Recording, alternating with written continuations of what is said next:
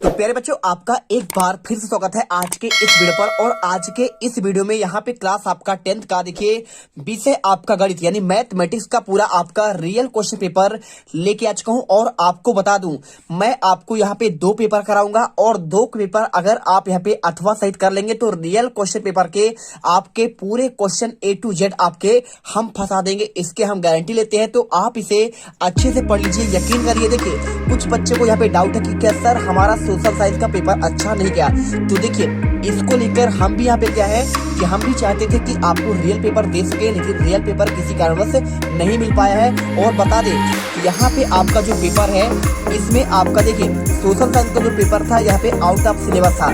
जो भी क्वेश्चन आपको दिए गए थे आपने देखा होगा, परीक्षा बोर्ड पढ़ा होगा, परीक्षा अध्ययन पढ़े होंगे या फिर आप क्वेश्चन बैंक, इनसे कहीं से भी क्वेश्चन पेपर आपका पूरा मैच नहीं कर रहा है। आपको यहाँ पे जो क्वेश्चन बनाया गया है वो आपको बुक को ध्यान में रखकर कुछ आपके यहाँ पे विशेषज्ञ बनाया जिससे क्वेश्चन आपके आउट ऑफ सिलेबस आ गए।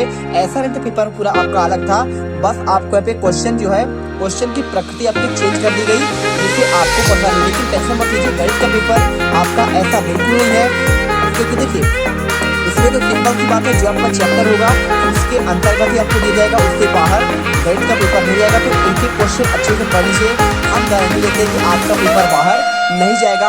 और देश में देखिए बिल्कुल आप मेरे पेपर में 11 मार्च के आप मेरे पेपर में गर्दा उड़ाओगे। देखिए सबसे पहले अगर मैं बात करूँ तो आपका ये पेपर है और ये पेपर आपका यहाँ पे देखिए कुछ आपके इंस्ट्रक्शन दिए गए हैं और प्रॉपर आपको यहाँ पे देखिए इसके बाद आपका हिंदी और इंग्लिश दोनों मीडियम पर आपका पेपर है।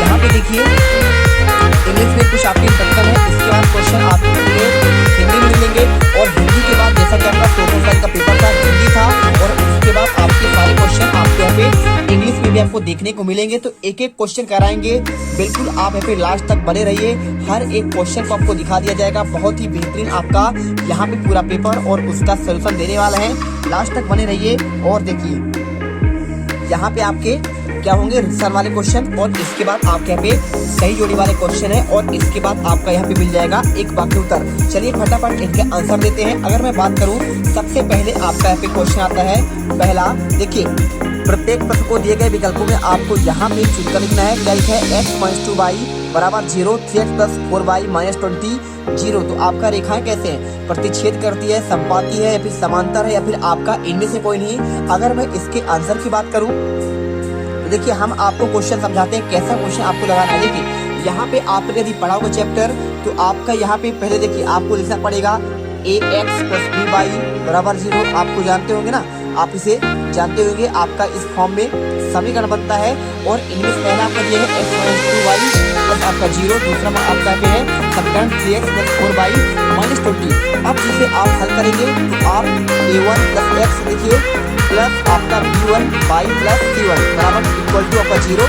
तो यहाँ पे आपका इसमें देखिए एक a1 का मान आपका यहाँ पे 1 आएगा, b1 का मान देखिए क्या होगा आपका पे -2 आएगा और c1 का मान आपका पे 0 आएगा। और इसमें आप देखेंगे समीकरण में तो a2x और b2y + c2, a2 का मान आपका 3, b2 का मान आपका 4 और c2 का मान आपका -20 होगा। अब इसे क्या करेंगे, आप रखेंगे a1 बटे a2 पे, देखिए a का मान आपका 1 है और a2 का मान आपका 3 है, तो 1/3 b1 बटे b2 क्या हो जाएगा -3 बटे आपका पे 4, यानी आपका इसे काट देंगे -1/2 होगा। c1 बटे c2, देखिए c1 आपका 0 है, c2 आपका 20 है, तो आप करेंगे 0 / आपका 20। अब जब इसे करेंगे तो देखिए यहाँ पे आपका a1 बराबर a1 बटे a2 बराबर नहीं है b1 बटे b2 के लिए। जब आपका ऐसा स्थिति आता है तो आपका यहाँ पे आता है प्रतिच्छेद करती है, ठीक है। और जब आपका बराबर होता है तो आपका क्या होते हैं, आपका यहाँ पे होते हैं आपके अनेक हल होते हैं। तो आपको देखिए जब आपके तीनों मान बराबर हो जाएं तो वहां पे आपका अनंता अनेक हल होते हैं और इसके बाद आपका कोई हल कब नहीं होता है, आपको यहाँ पे इस स्थिति में आपको कोई हल नहीं होता है, ठीक है। जब आप तीनों बराबर ना हो तो यहाँ पे आपके अनेक यहाँ पे कोई हल नहीं होते हैं, तो आपको यहाँ पे अद्वितीय रेखा के रूप में आपको यहाँ पे बनाना पड़ता है। तो ये आपका हो जाएगा प्रतिच्छेद करती है। और इसके बाद क्वेश्चन देखिए यहाँ पे लिखा गया है द्विघात समीकरण x² + 4x प्लस आपका 4 लिखा हुआ है, तो विभक्त का मान क्या होगा जानते हैं, 4, 2, 0 और 1। तो अगर मैं इसके आंसर की बात करूं प्रॉपर आपको हर एक क्वेश्चन को समझाएंगे जिससे आपके नंबर नहीं कटने चाहिए। देखिए ये क्वेश्चन आपको कैसे करना था, यहाँ पे करने के लिए आपको इस रूप में आपको मान रखना था b² - 4ac, ठीक है, बराबर 0। देखिए b का मान आपका यहाँ पे 4 हो जाएगा, क्या होगा 4, तो 4 का आपका यहाँ पे यहाँ पे स्क्वायर होगा, ये हो गया। और माइनस देखिए 4ac, तो 4 तो आपको रखना पड़ेगा। ए का मान आपका यहाँ पे 1 होगा और सी का मान आपका यहाँ पे हो जाएगा 4। यानी आपका देखिए 4 चौको 16 माइनस का आपका स्क्वायर हो तो यहाँ पे आपका प्लस में आंसर आएगा 16 और 4 चौको 16, 16 में 16 गया 0, यानी आपका राइट आंसर क्या होगा देखिए यहाँ पे आपका विभक्तिकार का मान आपका यहाँ पे आ जाएगा 0। तो आप यहाँ पे आंसर 0 करिएगा। इसके बाद क्वेश्चन देखिए यहाँ पे लिखा है AP 1074 आपका 10वां पद। अब देखिए 10वां पद निकालना बहुत आसान है, कैसे करेंगे? 10वां पद देखिए आपका 10 है, 10 में से आपका कितना माइनस किए? 3 किए, कितना आया? 7, 7 से 3 माइनस करेंगे आएगा 4, 4 से आपका 3 माइनस करेंगे तो क्या आएगा आपका यहाँ पे आएगा 1, है ना। और 1 से आपका 3 माइनस करेंगे, देखिए इसके बीच में जैसे 1 और देखिए 1 है, इसके बाद आपका ये होता है फिर -1 -2 -3 होता है। तो इसमें से 1 2 3 यानी आपका यहाँ पे क्या होगा -2, इसमें 3 करेंगे तो आप -2 आएगा, तो यानी आपका यहाँ पे -2 हो जाएगा।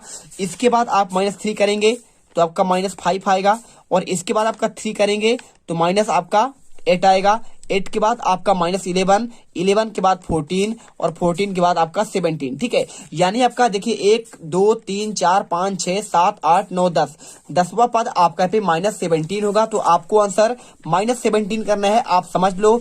इसके बाद देखिए बिंदु 05 और -50 के आपको बीच की दूरी पूछा गया है। दूरी आपको निकालना कैसे है? दूरी निकालने के लिए आपको सिंपल सा एक रूल आपको लगाना पड़ेगा। यहाँ पे देखिए इस प्रकार से, देखिए आपका पहले का मान 0,5 दिया है, दूसरे का मान -5 और 0, तो आपका x1 x2 का मान, आपका x1 x2 का मान y1 y2 का मान, दूरी का सूत्र लगा दीजिए, रखेंगे आप देखिए 5, 5 का वर्ग होगा 25 और आपका यहाँ पे आपका 5 का वर्ग माइनस माइनस प्लस हो जाएगा, तो 5 का वर्ग 25 यानी आपका 50 होगा। और 50 को आप निकालेंगे देखिए तो 2 दूनी 4 और देखिए 2 पंचे आपका 10 होगा और 10 पना 50, आपको इसे तोड़ सकते हैं ऐसे। तो 5 आपका बाहर निकलेगा क्योंकि देखिए अंडर रूट के अंदर जो भी आपका 2 बार होता है वो आपका बाहर निकल आता है। तो 5 और 2 तो अंदर है तो आपका रूट में आंसर आएगा, तो यानी 5 अंडर रूट आपका 2 आंसर यहाँ पर आएगा आपका 1 नंबर। वीडियो अच्छी लगे दिल से वीडियो लाइक करिए, आपको ऐसा यहाँ पे कोई पढ़ा नहीं सकता, इसकी हम गारंटी लेते हैं और हर एक क्वेश्चन आपको समझा कर बता रहे हैं। देखिए यहाँ पे यदि धूप में खड़े, 5वां क्वेश्चन लिखा है, यदि धूप में खड़े एक व्यक्ति को छाया उसकी ऊंचाई का आपका 3 गुना हो तो उसका समय सूर्य का आपका उन्नयन कोण क्या होगा? अगर मैं इसके आंसर की बात करूं तो आप देखिए इसके आंसर कैसे आपको करना है। ये आपको देखिए यहाँ पे इस प्रकार, व्यक्ति की लंबाई अगर मान लीजिए x है, छाया उसका होगा 3x। अब देखिए यहाँ पे आपका त्रिभुज ABC लेना है, पाइथागोरस ABC, तो ये आपका यदि लंबाई आपका इसका x है, व्यक्ति की लंबाई ये देखिए, तो इसका उन्नयन कोण आपका ये वाला होता है। देखिए तो ये आपका पूछा गया है उन्नयन कोण, तो आप यहाँ पे मान लीजिए थीटा कोण आपका बनाता है तो आपका यहाँ पे क्या हो जाएगा आपका 3x होगा। अब 3x का मान देखिए tan थीटा का मान क्या होगा, यहाँ पे जब आपका लंब और आपका यहाँ पे क्या होता है कर्ण होता है तो आपका tan होता है, तो tan में देखिए AB बटे AB और आपका AC होगा। AC यानी आपका AB का मान देखिए आपका x है और इसका मान आपका क्या है, AC का मान आपका यहाँ पे 3x है। यहाँ पे देखिए 3x आपका मान इसका होगा, इसका आपका नहीं होगा, यहाँ पे 3x मान होगा। अब जब इसे करेंगे तो देखिए x से कैंसिल होगा, tan थीटा का मान 1/√3 होगा। अब देखिए थीटा का मान निकालेंगे तो tan इनवर्स 1/√3 होगा। और ये आपका किसका होता है, देखिए ये आपका यानी π/6 का मान आपका होता है इसका, ये आपका tan में कब होता है जब आपका यहाँ पे 30 हो, तो यानी आपका 30 डिग्री अगर उन्नयन कोण होगा तब आपका यहाँ पे क्या होगा 3 गुना उसका आपका बनेगा सूर्य का उन्नयन कोण, तो आपको पे 30 डिग्री कर देना है। और इसके बाद वृत्त के किसी बिंदु पर खींची गई स्पर्श रेखाएं की संख्या कितनी होती है? ये क्वेश्चन आपको समझने के लिए देखिए आपको एक वृत्त बनाना है और वृत्त में देखेंगे किसी एक बिंदु पर, तो मान लीजिए आपका ये बिंदु है, अब यहाँ से आपको स्पर्श रेखा खींचना है तो देखिए आपका यहाँ पे एक ही जगह पर टच करेगा। मान लीजिए आप यहाँ से खींचते हैं तो आपका एक ही जगह पर टच होगा, यानी आपका एक ही स्पर्श रेखा कितना है आपका मात्र एक स्पर्श रेखा यहाँ पे टच करेगा इसके बिंदु को। तो आपको यहाँ पे आंसर 1 करना है, ना तो 2 3 4 कुछ नहीं करना है, आपको यहाँ पे 1 करना पड़ेगा। क्या करना पड़ेगा? 1। अब इसके बाद क्वेश्चन देखिए यहाँ पे आपके इंग्लिश वाले छात्र के लिए right each question choosing the correct option given option, तो आपको यहाँ पे देखिए आपका इंटरसेक्ट हो जाएगा। सेकेंड का आंसर देखिए आपको यहाँ पे ये क्वेश्चन है, the value of discriminator of the quadric equation आपका दिया गया है, बिल भी इसका मान क्या होगा, तो आप जानते हैं इसका मान क्या होगा आपका यहाँ पे 0 होगा। और इसके बाद the 10th term of the आपका AP दिया गया है तो आपका यहाँ पे -17 होगा। और the distance between the point 05 and -50 तो आपको यहाँ पे 5√2 होगा। इसके बाद if the shadow a person standing sun is, आपका देखिए वही वाला आपका क्वेश्चन है सेम, तो आप इसे करेंगे 3 टाइम्स है, √3 टाइम्स, तो आपको सन आपका एलिवेशन बताना है, एंगल ऑफ एलिवेशन, तो आपको यहाँ पे 30 डिग्री होगा। इसके बाद क्वेश्चन अगर आप देखेंगे तो यहाँ पे आपका क्वेश्चन अगला आपका आएगा, यहाँ पे आपका 1 आ जाएगा, ठीक है। सर्कल आपका ट्रायंगल की बात कर रहा है, तो आपका टेंजेंट की बात कर रहा है, आप the point of the circle की बात कर रहा है। और इसके बाद देखिए यहाँ पे आपका 1 होगा। रिक्सन के क्वेश्चन की बात करें तो एक द्विघात समीकरण ax² + bx + आपका c के कोई वास्तविक मूल बिंदु नहीं होते हैं।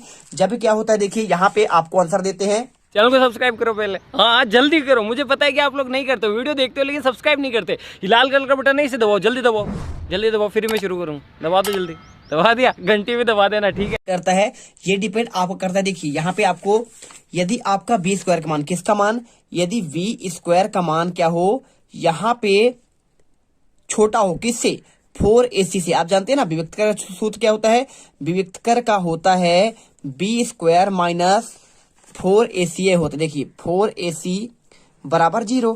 अब इसी में आपको बताना है भाई साहब, तो आपको b² का मान क्या होगा, हमेशा छोटा होगा, किससे, जिधर मुंह होता है वो बड़ा होता है, 4ac से बड़ा होगा, यानी आपका यही आपका सेटिस्फाइड करना चाहिए। आपको आंसर यहाँ लिखना है b² किससे बड़ा है, आपका देखिए b² से बड़ा है 4ac, ये आपका सिचुएशन होनी चाहिए। इसके बाद वह अनुक्रम जिसका प्रत्येक अपने पूर्ववर्ती पद से एक निश्चित अंतर रखता है कहलाता है। तो अगर मैं इसके आंसर की बात करूं तो यहाँ पे आपको आंसर सिंपल तरीके से कर देना है। देखिए आपको यहाँ पे निश्चित अंतर करना है, कितना, ये कहलाता है आपका समांतर श्रेणी, ठीक है। तो आप यहाँ पे समांतर श्रेणी आप यहाँ पे आंसर कर देंगे, कोई दिक्कत है नहीं, समांतर श्रेणी कहलाता है। और भुजाओं की समान संख्याओं वाले दो बहुभुज समरूप होते हैं यदि ए उनके संगत कोण और उनके संगत कोण क्या हो, देखिए ये आपका होना चाहिए बराबर, ये तो आपका होना चाहिए बराबर, और साथ में यहाँ पे उसकी संगत भुजाएं क्या होनी चाहिए, समानुपाती होनी चाहिए, क्या होनी चाहिए, समानुपाती। तो आप अगर ये सर्टिफाई करते हैं तो बिल्कुल आपका करेक्ट आंसर होगा। इसके बाद क्वेश्चन देखिए 2a 0 और 0.26 के मध्य बिंदु के निर्देशांक क्या है। देखिए सूत्र आपका बहुत होता है, m1 m2 दोनों आपको लगता है। तो अगर मैं इसके आंसर की तरफ की बात करूं तो आपका यहाँ पे a और b होना चाहिए, क्या होना चाहिए, आपका निर्देशांक a और b होगा, तभी आपका यहाँ पे आपका ये आएगा, ठीक है। एक रेखा जो वृत्त को दो बिंदु पर प्रतिच्छेद करती है वह क्या कहलाता है। देखिए जब एक रेखा यहाँ पे दो बिंदु पर, देखिए ये आपका वृत्त है मान लीजिए, अब वृत्त में देखिए यहाँ पे एक बिंदु यहाँ पे है, एक बिंदु यहाँ पे है, तो ये अगर इन दोनों बिंदु पर प्रतिच्छेद करेगी तो इसे कहेंगे, क्या कहेंगे, छेदक रेखा कहेंगे। आप समझ लीजिए अच्छे से, छेदक रेखा कहलाएगा। आपको आंसर छेदक रेखा करना, क्या करना है, छेदक, ठीक है। चलिए इसके बाद एक वृत्तीय छेद का वह भाग जो त्रिज्याओं और संगत चाप से घिरा हो उस वृत्त का एक डैश डैश कहलाता है। अगर मैं इसके आंसर की बात करूं तो आप इसका आंसर सिंपल तरीके से कर सकते हैं। देखिए क्या करना पड़ेगा आपको, यहाँ पे वो कहलाता है आपका त्रिज्यखंड, ठीक है।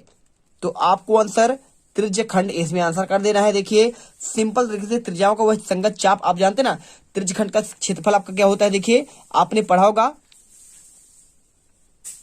ऐसे लिखा जाता है। देखिए थीटा आपका होता है, थीटा बराबर आपको यहाँ पे लिखना पड़ता है, बहुत सिंपल है, कुछ है नहीं इसमें।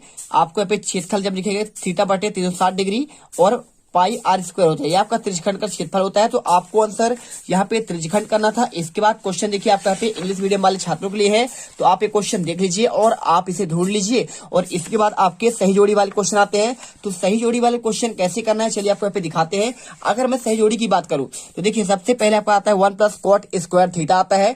तो आप इसे क्या मिलाएंगे, आप इसको मिलाएंगे, देखिए इसके मान के बराबर आपका यहाँ पे जो होगा आपको मैं दिखा दे रहा हूं, इसके मान के बराबर आपका 1 + cot² थीटा, आपको इसको मिलाना है cosec² थीटा में, किसमें, cosec² थीटा।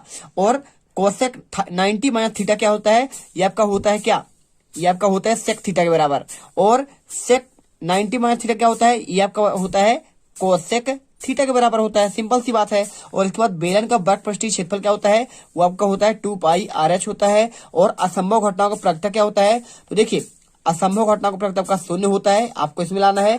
किसी निश्चित घटना का प्रगटा क्या है, तो आप इसको मिलाएंगे 1 में, ठीक है, 1 आप लिख दीजिए, बिल्कुल आपका सही आंसर होगा।